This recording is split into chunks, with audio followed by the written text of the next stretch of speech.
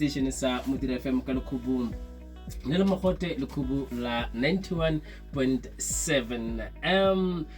Master Alex Granger, can you take this opportunity and greet all our listeners? Good afternoon, listeners, and thank you very much to Registration for giving us this platform to share our very compelling story. Can you just give us the brief background of the South Basin Office Automation, this company, how it started and how it will benefit young people, particularly in this area? Right, so I'm a graduate from UNISA School of Business Leadership. I have a master's degree in business leadership. I was top student in 2013. That got me a ticket to India and China for student exchange programs, international.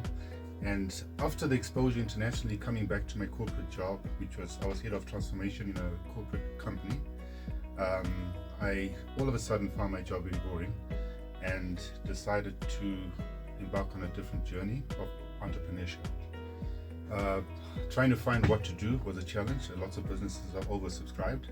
We came across an opportunity at a school up in Modiri village called Modiri Primary School, where they needed some supplies for printing for learners. On delivery of the product, we were told our price was half what they'd been paying, and we couldn't understand how the prices had been paid so high. So the schools highlighted the issues around printing, very big challenge, specifically in remote areas. They also challenged with the issue of high costs of rental of devices. If a printer breaks down, they have to wait specifically in this area. As far as fiber, the support comes from there and not efficient at all. And just the general cost of printing constituting in some cases 40% of the SGB budget. So I put my research hat on, and one of the biggest findings we had was that in the communities just like this one, there's a lot of young people that are finishing their schooling, their matric, and there's absolutely no opportunity around them.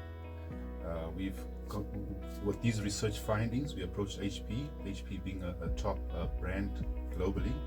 HP gave us access to devices we can bring in, fourth industrial revolution technologies, and that is supported by access to HP University for international certification. So opportunities for young people, first of all, would be a marketing dealer. You could be involved in marketing HP products and non-HP products online on social media platforms. The second would be access to HP University, where you can pursue service engineer qualifications, and there are no criteria like you have to have made matric. You need to have had the exposure at, for example, the youth camps that we've had here. Once you understand how the machine comes together, you have access to HP University and you go for your certification. It's all self-paced learning. You pass 70%, you get your certification, and then have access to supporting HP machines throughout the Northwest province. So a very big opportunity there. So our take is simple. We're saying the best drivers of fourth industrial revolution technologies is young people. The young people have to be at the front of this as the technology evolves.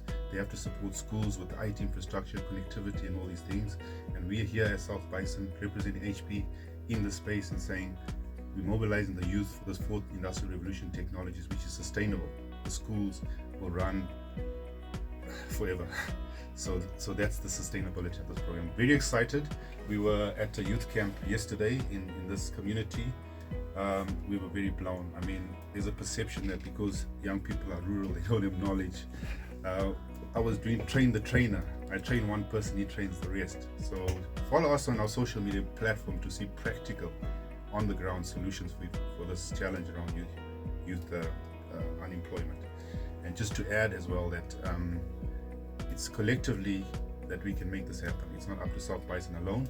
We also call it to community leaders. We're asking councillors to come together.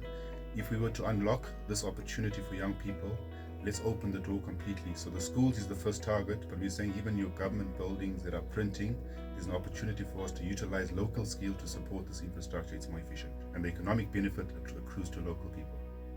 Thank you. Now the follow-up question is on the youth camp.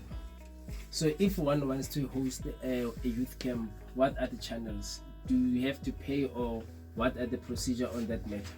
Okay, our business's passion is driven not for economic benefits. So what we would do, like in the case of Jabo, we came across Jabo in actually via a couple of channels. We've had people following us and requesting us to host youth camps, just looking at the challenges in communities.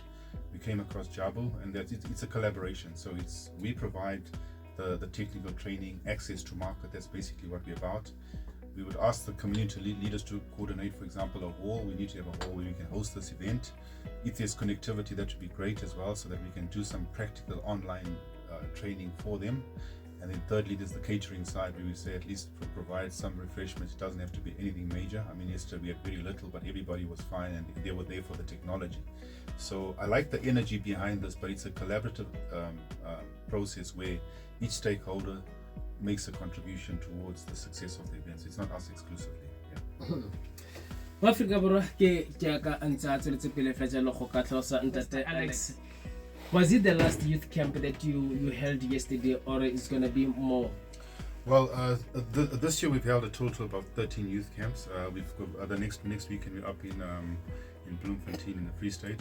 We've got scheduled as well. We've got a couple in KZN and Gauteng as well before the year wraps up. So the best time is after the matriculants are done with the exams. We schedule on a weekend, on a Saturday. That's when we have these events, and we come out there and mobilize the youth from the communities. Okay. Let's go to a break. After that, we'll continue.